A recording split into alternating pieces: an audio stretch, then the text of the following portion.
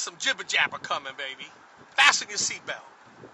So, this was going to be to, you know, I'm getting more presence on YouTube now because I'm trying to move away from the platforms that don't fact check and blah, blah, blah. You know, it's whatever.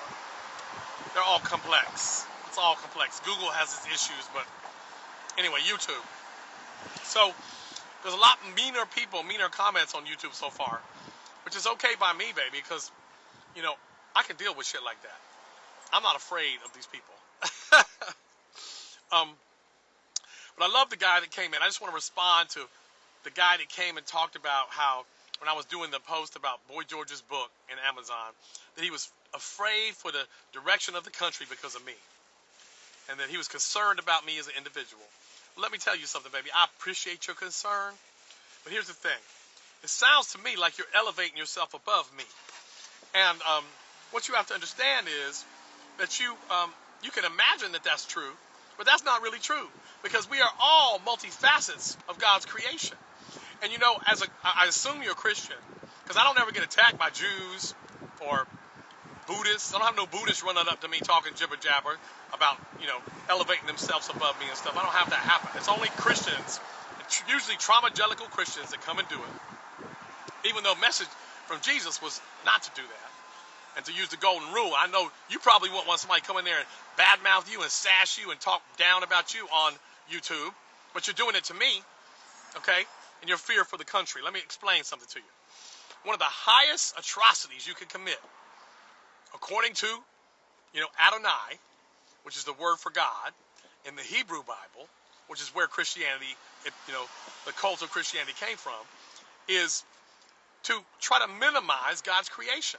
And don't you understand that the fabulousness that created me and all my creativity and my singing and my painting, and I'm different from you, yes, but God created me, baby. I'm a part of creation.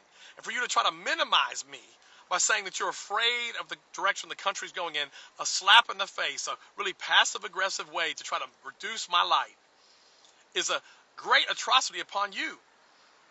You have to understand, you are slapping God in the face when you are trying to reduce God's creation by minimizing or judging or trying to belittle me. It doesn't work. You know what I'm saying? You have to understand it's not going to work on me. But I'm speaking out because I don't want some trans youth or LGBTQ youth or someone who may not have gone through the fire like I have and have the power that I have, baby. Because I got a legion of trans, non-binary flying monkeys behind me, and they may just drop a house upon you if you start some shit with me. You know what I'm saying? I'm being facetious right now and joking.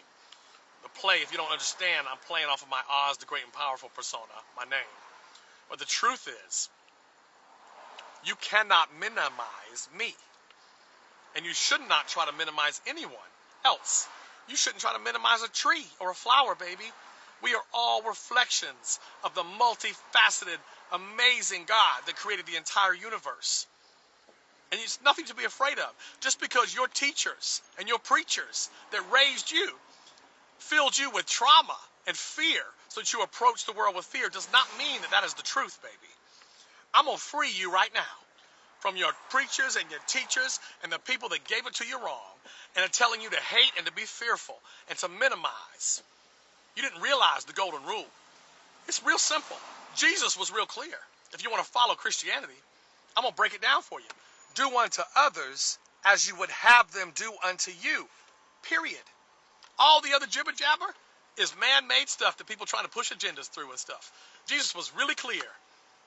That's Jesus. But I'm going to go back to Jewish law. And I'm telling you, the Jewish faith, being a Reformed Jew myself that has converted from Southern Baptist, I know all the Christian stuff and the Trauma-Gelical and the Southern Baptist, you know, trauma stuff. I know all that. And I studied world religions in college. So I'm an educated person.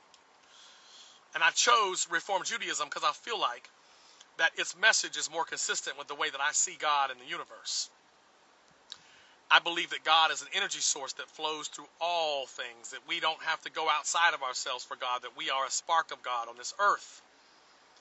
That's why you light the candles when you come up with Hanukkah, to remind you that to be these points of light on earth. And it's just, the whole thing is so poetic for me and means a lot to me. And You know, you setting off alarm bells, baby, with your hate. You're setting off alarm bells with your hate right there. That's what's happening. I'm going to tell you, it's unfruitful. It's not fruitful for you to try to reduce me. It's not going to happen, and I'm going to jibber jabber about it because you shouldn't do that to me or anyone else. And when you do it, ultimately what you're doing is you're doing it to yourself. Until you do right by me, everything you touch is going to turn to dirt.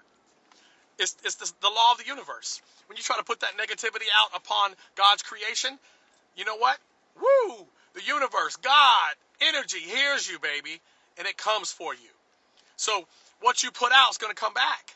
I'm trying to put joy and love out every day and sing and be myself and be what I was born to be, a creative individual that sings and paints and has done amazing creative things in my life because I believe in the power of collaboration with other creative people. And I believe that the universe was created by the greatest artist ever. And then we have that spark in us. I know that. You can't shake me from that, baby. You can't shake it. Look at my eyes. You can't shake me. You can't shake me. So I'm going to pray for you. Bless your heart, as the South would say. No, I'm not going to say that because that's mean, actually. Bless your heart. If you don't know, I'm going to translate for you. It means you fakakta, baby, which is the Yiddish word for effed up. I'm not going to do that to you. I'm going to say I really am going to pray for you and hope that you will start living your life not in fear of things you don't know. Because you don't know me. You don't even know me. You don't know what kind of person I am and how I am in my daily life and how creative I am. You don't know me. So for you to project onto me with your fear is only you carrying the legacy of trauma that you have received from your ancestors, your teachers, and your preachers and trying to put it off on me. And ba-boom, baby, I'm going to have to mirror ball you. Mirror ball you. I don't receive your trauma that you probably got from your daddy or your mama or both. Ba-boom.